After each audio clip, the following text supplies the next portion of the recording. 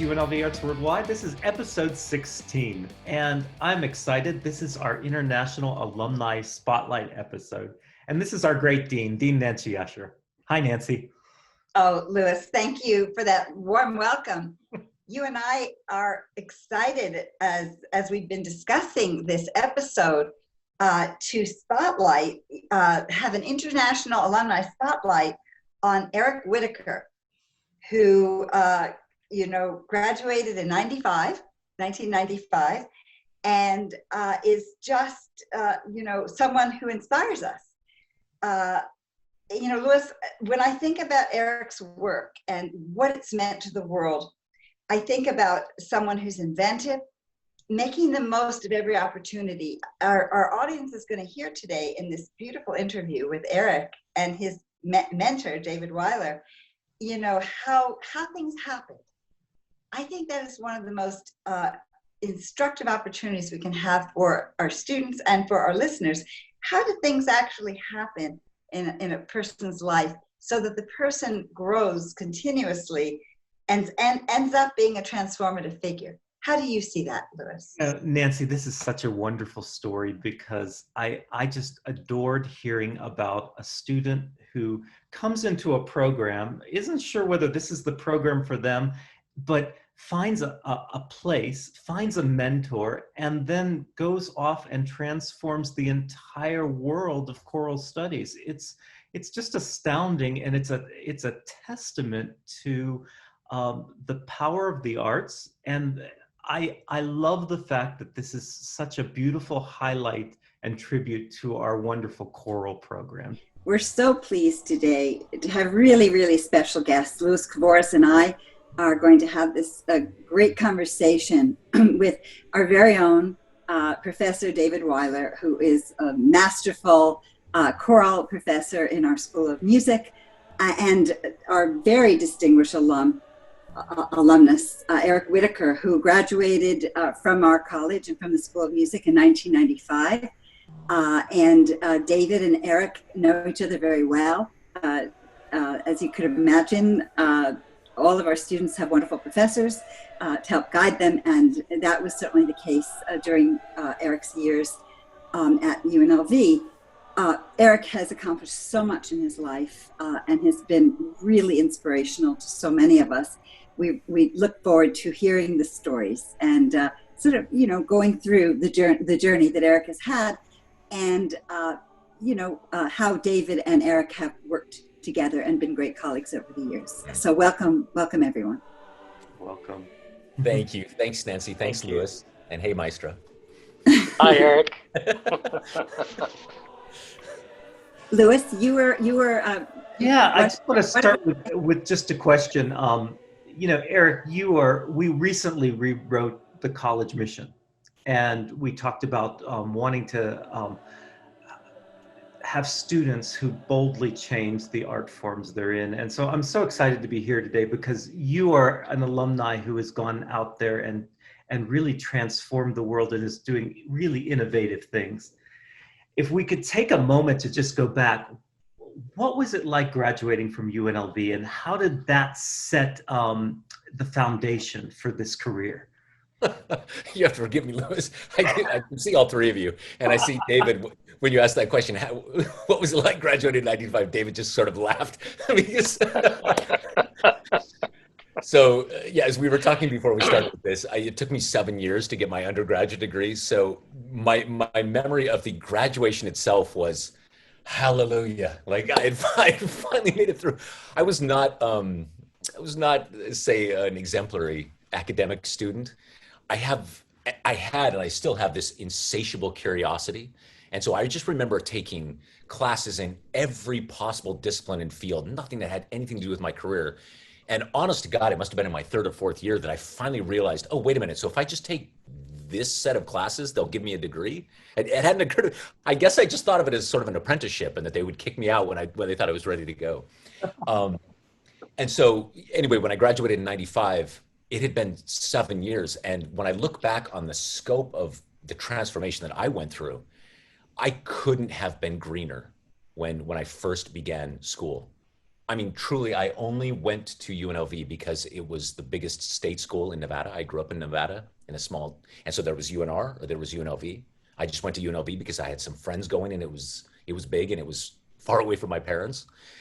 And I didn't really know what I would do. I guess I loved music, but I also loved physics and astrophysics. I loved computer science. I loved literature. If there would have been a baseball degree, I probably would have gone after that. I don't know, but I just, the world was wide open to me. I also didn't read music at all. I only played by ear at the time. And so I went in truly as green as you can be. And it was because of this chance meeting David Weiler, that my entire life was changed.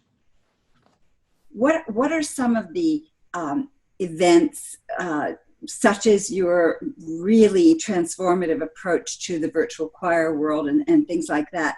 What are some of the seminal events in your life that carried you forward from the early beginnings at UNLV? I'll tell you.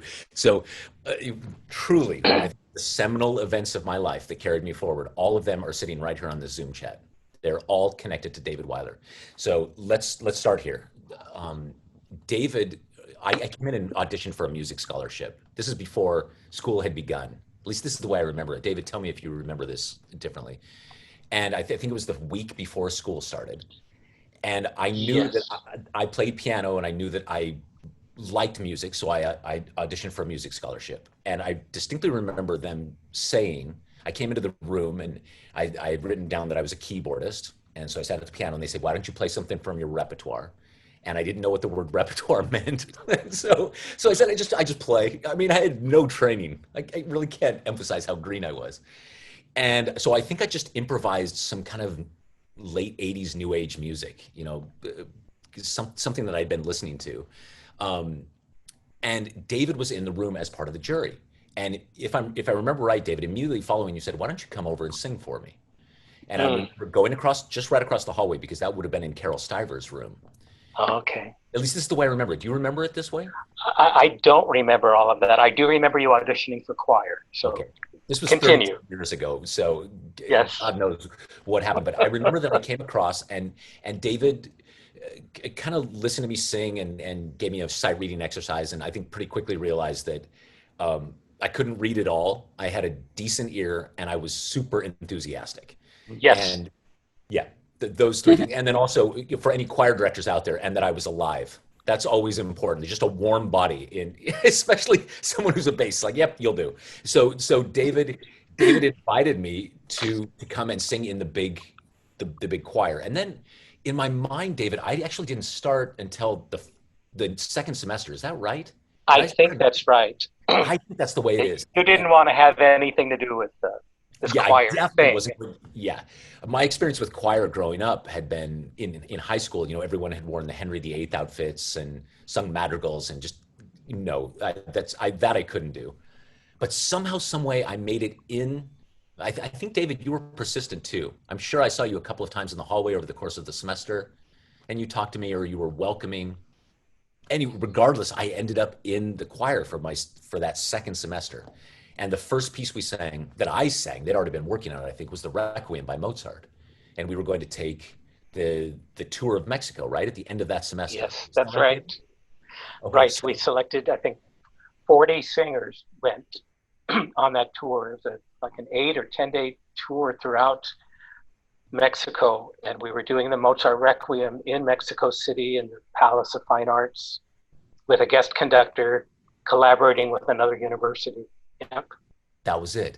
And so my first exposure to singing to classical music in 3 dimensions was the Mozart Requiem, conducted by David Weiler. And I can't describe how transformative an experience that was for me. I always try to come up with these analogies. I say that as if I was seeing in black and white and suddenly my world was in color. Closer to it, it's probably that I remember being in that room and thinking, this is my true name.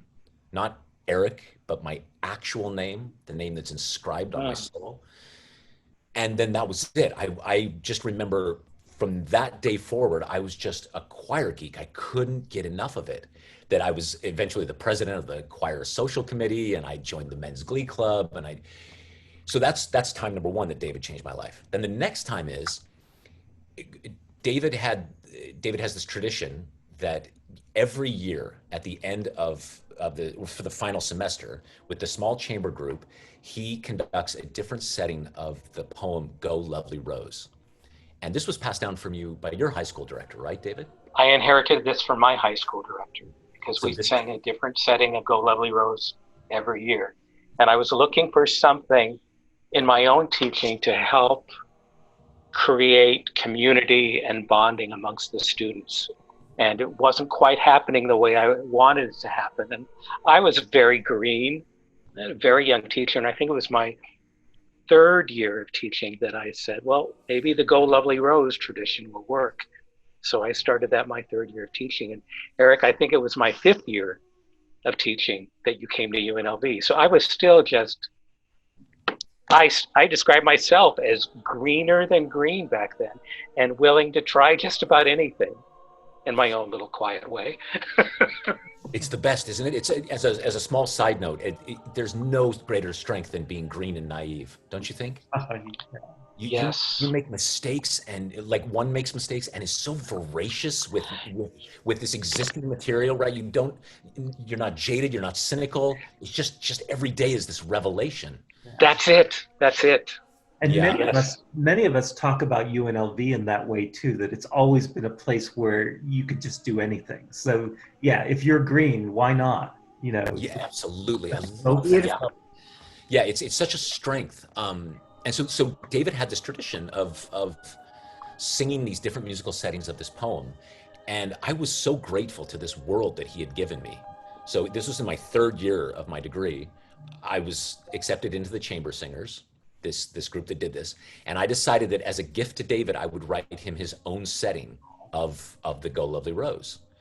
So this is the second time that he changed my life, because I started to compose then for choir, which I could barely do. I really barely knew what I was doing. But we read through it in choir. David was so gracious. Let's try reading through it. And I remember reading through it and just thinking, okay, this is what I'll do for the rest of my life.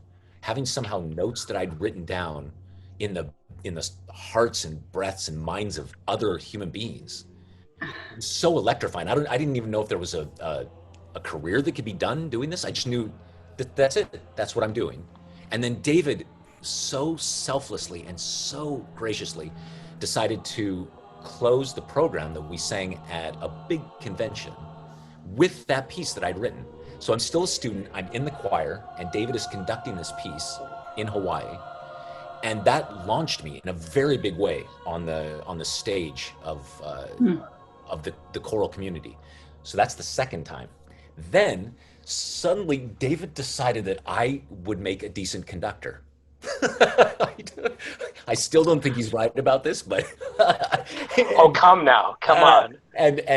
And so David invited me first to get. I remember conducting a few sectionals with the choir and doing maybe a master class or two as a student, and then you invited me out to the College Light Opera Company, which is that you've been doing for years and years. This extraordinary place where you conduct 9 musicals or operettas in 9 weeks, fully staged with orchestra. It's just this impossible schedule. And I learned trial by fire how to conduct. I did that 3 summers in a row, and then I kept coming back 5 years in a row as a principal conductor. Wow. And that set me on my path as a conductor. So that's the third time. And then and I promise I'll stop waxing poetic. Don't stop. Oh, okay. The fourth way, and I've given so much thought to this over the years, and I can't say it accurately enough, but is that David taught me how to be a man. He taught me how to be a human being. I don't know how many hundreds or thousands of hours I spent with David, either in rehearsal or on tours, or we just remember just hanging out, all of us, and we spent so much time together. And I remember about David that he's all these things that you were gracious enough to describe me as, this sense of joy and innocence and naivete. Like, David brought all of that to the table without any sense of, let's say, better yet, with a pure vulnerability. David showed me that it's possible to open oneself completely and give completely in this beautiful, very emotionally sophisticated way. And it's, I genuinely believe it's the reason I am the man I am today. It's so, had I not met David and it were not for David's tutelage in all these different ways, uh, I, I would be a completely different person. I am forever grateful. Oh, that is so moving. Wonderful. I myself adore David, so I can certainly Yeah. stand. But what you're talking about has such important resonance, I think, in all of our lives, and that's about the importance of mentors. Yeah. You know, and then and how critical it is to have them, and then become one yourself, which I'm sure you are to others. But it's a beautiful giving. It's a working with someone and then spending our lives giving back, I think, to others as well. But Eric, that was beautiful what you told us. Yeah. Thank you so much. Thank you. It's Yeah. the most noble calling, I believe. Not only teaching, but that next level, as you say, being a mentor to somebody. It's really the most noble thing there is. And then the fact I'm just realizing now that I also had opportunities back then to share my mentors with all of you. Several of my most influential teachers came to UNLV at one time or another. I remember. Harold Decker from the University of Illinois, who established the first doctoral program in choral music in the country. I think we brought him in twice. He was quite elderly at the time. Yeah. But, made magic happen. I remember him working on the Bach Singe dem Herrn with us. Bach I remember Motet. it so well. Or Drinda Frenzel, who I did my student teaching with when I did my music education coursework. And Drinda came in many times to do clinics and was our soprano soloist the first time we did Carmina Burana. And she was amazing. Which you were in. She was amazing. And I remember you and everybody, we had a choir of about 90, all dressed in burlap, gunny sack, looking like medieval monks, singing Carmina Burana at the top of their lungs back in, I think that was 1990. Another piece I want to bring up is Cloudburst, because that's a piece you brought back to UNLV. Tell us about that. Yeah, Cloudburst. So I remember when we performed that very first piece, the Go Lovely Rose, the piece that I wrote for David, in the audience at the time was a woman named Jocelyn Jensen, who also taught at UNLV. But at the time, she was a high school choir director, and their high schools were, her choirs were legendary for doing really different kinds of performances, costumes and lighting and movement. Every festival they would perform at, everybody would wait to see, okay, what will Dr. J do this year? And she would always it was always astonishing. So she asked me after that performance, she said, could I get a copy of Go Lovely Rose so that I could perform it? And, I was young and ambitious, and I said, I'll tell you what, how about I write you your own piece? And then here's the best part. I said to her, listen, at the end of all of this, why don't you buy me a Coke or you buy me a candy bar? And nobody has to know, we'll call it a commission. But no one has to know how much money passed hands. So Dr. J was also my first commissioned piece. So the piece Cloudburst. And I had, as a kid, I had seen, or I think we'd done in class, some version of making a rainstorm.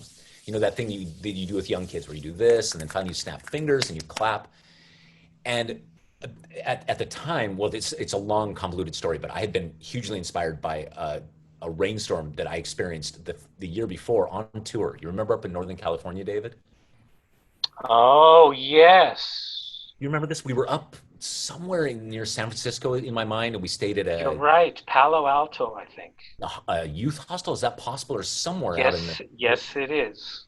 And there was a big thunderstorm. Anyway, I had wanted to write about the power of this thunderstorm, and I found this beautiful poem by Octavio Paz in Spanish. And I knew that I wanted to create this piece that wove all this Spanish poetry together. And at the end, I would get all the singers creating this rainstorm. And I had no idea if it would work. And it worked. It was, it sounded like a rainstorm. It kind of went and did its thing. And that piece, probably more than any I've written, maybe, kind of got some buzz going. Everybody, I remember talking about it early on because it just worked. It's hard to describe, but it's just that you experience it. But it also sort of set me on a path of which I try to do now when I title a piece of music. In my mind, I'm always thinking, just say on the tin what is inside. And the idea is, it's called Cloudburst. There's a cloudburst at the end. That's all anybody needs to know. We can get deep, deep, deep. There's all sorts of layers to explore if you like. But even my mother can sit in the front row and say, cloudburst, cloudburst. I got it. I got it. Got it. That all adds up. And wasn't that your second published piece after Go Lovely Rose? Is that correct? Actually, it's a funny story, David. I don't know if you knew this, but two Octavio Paz poems, Cloudburst and Water Night, both of which I wrote while in undergrad at UNLV, I could not for the life of me get published. I sent it to a dozen publishers, and I've even got a great letter. I won't say who it's from, but David knows this person well, from a publisher saying to me, Bach could write in 4 parts. Brahms could write in 4 parts. You need to learn to write in 4 parts. Water Night splits into about 14 parts, which is unusual for choirs. And yeah, and she said, no one will ever perform a piece that splits into 14 parts. And so I still have this letter, this rejection letter from her. So actually, even though it was the second piece I wrote, it took me maybe 6 or 7 years to finally get it published. Okay.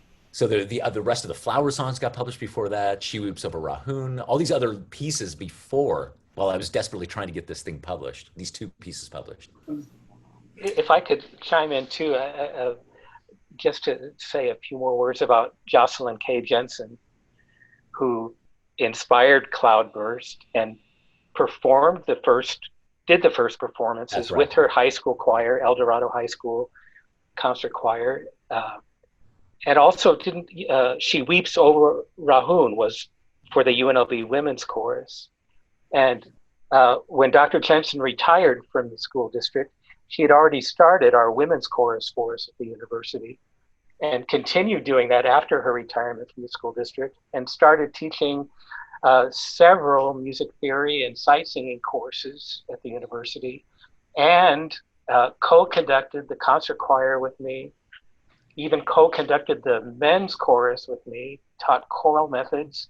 And to this day, here we are, however many years later, she is still teaching in the UNLV School of Music and is about to celebrate her 61st birthday of teaching, anniversary of teaching. Oh, isn't that something? She is a Las Vegas legend in the music education community. Also conducted the Las Vegas Master Singers before she bequeathed that to me. So again, the connections and the mentoring and the sharing is the best. And I'll tell you one small story again about Jocelyn Jensen. And I'm not sure you knew this, David, but she commissioned me. So she commissioned me for Cloudburst. Well, I don't remember if it was a Coke or a candy bar, but then she actually commissioned She Weeps Over Rahun for her women's chorus, only because she knew that I needed food, that I needed money for food, because she paid $250 out of her own pocket for that. That was the first actual money I ever got for a commission. Yeah, wow. And I don't think she really needed a piece for the women. I actually think she just a way to graciously give me money. That's who she is. That is who she is. That's right. And she's that way to this very day. Yeah, that's right. That's an amazing story. All these stories are, I find it delicious to hear about someone who says that no one will never do whatever it is, and where it's just an incredible journey in innovation on your part. I find those stories so inspiring. The rejections, I'm not saying yours, but in general, when someone says, oh, this will never work, that will never work, no one will ever publish something in 14 parts.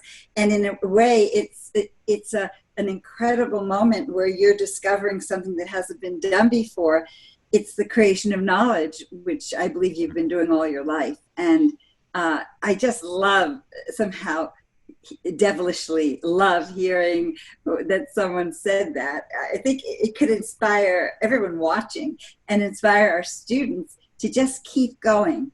I also loved your way of communicating. What, put the label on the tin describing what's in the tin. I'm paraphrasing what you said, but I mean, that's a beautiful example of communication, simple, straightforward, and accessible communication. That your mother could be in the first row and she would understand it. Eric, it's such a joy and to talk to both of you. Really, David Thank you. and Eric. Wow. Thank you, Nancy. It's I'll just, tell you, if I can speak to that just for a moment, Nancy. yes, So yes. I have this deep aesthetic belief that for me, and I'm not saying this is for everybody, for me, the reason I compose music is because I want to create a transformative experience for myself, for the performers, and the audience. It's very, very important. And I never think of it as pandering. It's not let's go to the lowest common denominator. But I feel that in order to transform an audience, there needs to be an invitation, if you will, to this thing that's going to happen. Now, that invitation doesn't always have to be gentle. Sometimes it can shock, sometimes it can surprise, but it's got to include the way an audience receives all of this new information. Do you know what I mean? Oh, that's beautiful. Yes. And I that do. takes us to your virtual choirs, because now, what is it like to have a piece of music for 17,500 voices? Well, Unbelievable. thank you. Yes, you should ask the people who mix the voices, the engineers. They'll have a different answer than I will. So yeah, so for those people who happen to be listening, who don't know what we're talking about when we say virtual choirs, do you mind if I just give a 30 seconds? Absolutely. Please. Sure. So, basically, this was way back in 2009, believe it or not. This young woman who was in New York, she was 17 at the time, uploaded a video singing just the soprano line, the top line, to a piece that I'd written called Sleep. And she uploaded it to YouTube hoping that it would find me, like some kind of electronic message in a bottle. And it did. A friend saw it and sent me the link. And I remember watching her video and just being so struck by how pure it was. In 2009, I think we all forget that actually YouTube wasn't YouTube back then. We didn't know what it was going to be. And there certainly wasn't this selfie culture. It was a striking thing to see someone looking directly into the camera and close up and seeing their room behind them. And anyway, I had this very simple idea, which is if I could get, say, 25 people to do what Britlin, her name is Britlin, were doing, if they sang the soprano part or the alto part or the tenor part or the bass part, and as long as they sang at the same tempo, right, the same speed, and in the same key, if they just uploaded their videos to YouTube at any time from wherever they were in the world, and I just started them all at the same time, then this virtual choir would have to unfold, right? But it was that simple. I had no other interest in it other than just this curiosity. That's interesting. And so we tried this first one and we stumbled all around in the dark. Finally, I figured out I have to make this conductor track by myself to teach people, here's where we sing, here's the tempo of the thing. So we kind of stumbled around and then we uploaded to YouTube Virtual Choir 1, which had 185 singers from 12 different countries. And it was kind of amazing. You could still see it on YouTube. And I really thought nobody outside, our circle of choir geeks would be remotely interested in something like this. And it went viral. And not only did it go viral, but the international news media picked up on it. And because of that, I started getting messages from all over the world from singers saying, this is amazing. I have to be a part of this. When is the next one? So it never even occurred to me that there would be a next one, truly. And so we made the second one and it exponentially grew. So the second one had 2,052 singers from 58 countries. And each one just kept getting bigger and bigger and bigger. And with Virtual Choir 5, which is the one we did before the latest one, we really thought we were finished. It's based on the Hubble telescope, and we worked with NASA and the Space Telescope Science Institute. And the video goes literally to the farthest reaches of the known universe. So I think we thought that's as much as you can say with this experiment. But then when COVID hit, everybody's world was turned upside down, including mine. And I remember talking to Claire Long and Meg Davies, who are the executive producers of the Virtual Choir Project now, and saying, if there was ever a time to do this, it's now, right? And we didn't know how big it would be. But then, Louis, as you said, it ended up with 17,572 singers from 129 countries. Can you imagine 129 countries? And then also, so there's over a dozen deaf signers, not singers, but they're signing. There's blind singers who joined, and they could download the music as Braille sheet music. Beautiful. Yeah, it's just, and So you asked me at the beginning of this, how does it make me feel seeing all of this? And the honest answer is, I'm just awestruck. I'm dumbstruck. Somehow I'm kind of the spokesperson for the whole thing, but I'm very aware that it's much, much, much bigger than I am. What's beautiful, even as I say it out loud, is that it makes me think it's that very first thing that I learned singing with David in his choir, is that singing in choir taught me for the first time in my life that I am part of something larger than myself. Before we started recording, I did share with Eric that I look forward to every single graduation at UNLV, of course, celebrating our students, but what do I look forward to? Hearing the UNLV alma mater, because it's the spiritual fabric that brings us all together. And who is the composer? Eric Whitacre. Yay! Well, actually, Nancy, if you don't mind, this gives me a chance to wax poetic about another UNLV teacher. Yeah. Go Tom Leslie. So Tom Leslie also completely changed my life. I was 23 years old, 5th year undergraduate at that point. And I remember walking by the band room and hearing the concert band rehearsing in there. And I went in and I stood in the back of the room, and, you know, I grew up with a pop and rock background. And until that moment, rock music was the only music that physically moved me, right? I can remember where you feel it, you know, it actually moves your clothes. But then standing in the back of that room and thinking, oh, this is amazing. I had there's 7 percussionists and all the brass. And, green me, I went up to Tom after the rehearsal. He didn't even know who I was. And I said, hi, my name's Eric. I'm a student here. And I've got this great idea for a piece. Because I'd been sitting in the back and I'd heard the trombones do, like a gliss like this. And it sounded to me like the Doppler effect, like a machine going past. And so I had this idea about this train. And I said, I've got this idea for a piece. And he didn't blink. He just said, well, if you write it for us, then we'll play it at the big conference in the spring. That's conversation. And so I did. I took him up on it. But here's the even better part, is that I brought it in. My memory is that I brought it in January, just after the break.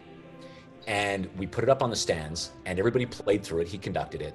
And to my ear, it was the first time I was hearing any of this. I'd never even written for instruments before. And so there were a bazillion things wrong with it, just a myriad things that were wrong. And so I took it home and I scratched a whole bunch of stuff and cut this and rewrote it and brought it the next day. We tried it again, took it home, and I did this week after week. And sometimes Tom would even let me go around to individual music stands. Try this, will you try this? Do you know what the sax is playing? Do this. I mean, it must have been chaos. I can't believe he gave me that much time in rehearsal and that much, I don't even know what you'd call it. Just belief in this crazy experiment. And then we performed it at a convention similar to my experience with David. And it really launched me onto the stage for concert band. I mean, it was actually, that's probably the day I became a professional composer, was the day that happened. Because starting then, I started selling that piece out of my apartment. I was working at Kinko's at the time. So those were the days of pure profit. But and Eric, the piece was? Ghost Train. Piece, yeah. So and my great grandfather had worked on the trains in Nevada, and so I've always had this long romantic, connection to trains. Now I've got all this training. I went to the Juilliard School after UNLV. That's where I did my master's degree. And I often joke, but it's not really a joke, is that I've got Bach sitting on one shoulder and Stravinsky sitting on the other. And, how can you get anything done with these two guys whispering in your ear, I'm